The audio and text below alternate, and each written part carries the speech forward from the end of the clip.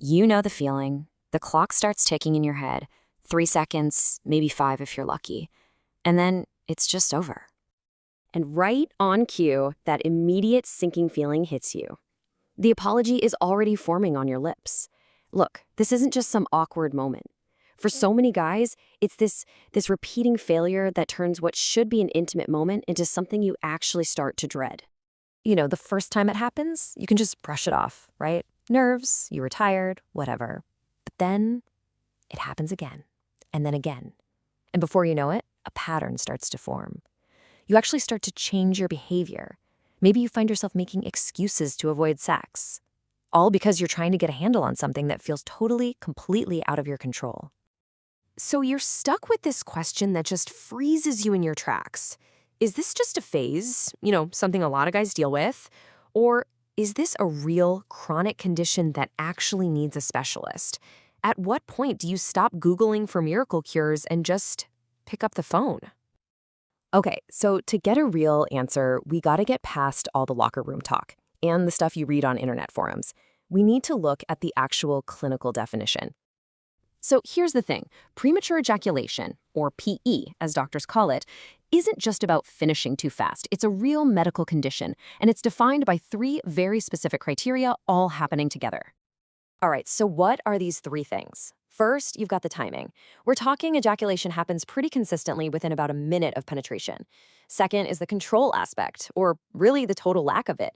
You just can't seem to hold back, no matter what you do. And the third piece, maybe the most important, is the fallout. It's causing you real personal distress, frustration. Maybe it's even gotten to the point where you're avoiding sex, and you need all 3 of those for a doctor to actually diagnose it. Let's zoom in on that 1-minute number for a second. In the medical world, they call this the IELT, basically how long you last.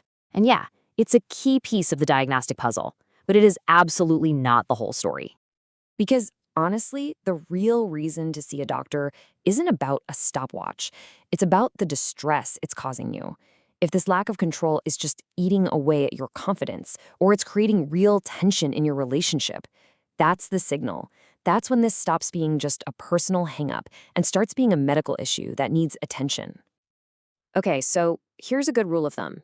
If you feel like you have little to no control in, let's say, 3 out of every 4 times you have sex, and this has been going on for a few months, and it is genuinely making you miserable, that is your threshold. That's the sign that it's time to make a call. And this brings us to what is probably the single biggest and most dangerous mistake men make when dealing with this. It's not understanding that there are 2 totally different kinds of PE, and confusing them, well, that can be a really big problem. So you gotta ask yourself one simple question. Has this always been an issue for you? Or is this something new? All right, let's break this down. First, you've got what's called lifelong PE. This means pretty much what it sounds like. It's been happening since your very first sexual encounters. This is usually linked to neurobiological stuff, your serotonin levels, nerve sensitivity, things you were born with. But then there's acquired BE, and this one is a whole different ballgame. This is when you used to have totally normal control, and then, seemingly out of nowhere, it's gone. This is the one that should be a huge red flag. So why is it such a red flag? Because a sudden change like that is almost never just in your head. It's often a symptom, a warning sign that something else is going on with your body. We're talking about things like thyroid issues, an inflamed prostate, even neurological conditions or hormonal problems. And if you just ignore it and think it's just PE, you could be missing a much more serious underlying condition that really needs to be treated. And that right there is why you've got to see a specialist. Whether it's lifelong or acquired, a urologist is the only person who can really get to the bottom of it. They're trained to figure out the real cause, not just hand you some generic advice you could have found yourself after a 5-minute Google search. Seriously, it's time to stop the silent suffering. You have to get off that endless hamster wheel of late-night internet searches for miracle creams and weird exercises. That whole cycle, it just leads to more anxiety and more disappointment. So what actually happens when you go see a urologist? It's probably not what you're picturing. It's a pretty straightforward process. First, you're just going to talk. They'll ask about your history. Is this new or has it been going on forever? Then there's a physical exam to check for anything obvious. They might run some blood work just to rule out those other underlying issues. And from all that information, they create a treatment plan that's tailored specifically to you, not some one-size-fits-all solution. And that plan is way more than just someone telling you to relax more. We're talking about real medical treatments, things like behavioral therapy, maybe couples counseling. There are specific medications like SSRIs that can help, even topical agents, but the kind that are medically supervised and actually effective, not some sketchy stuff from a pop-up ad.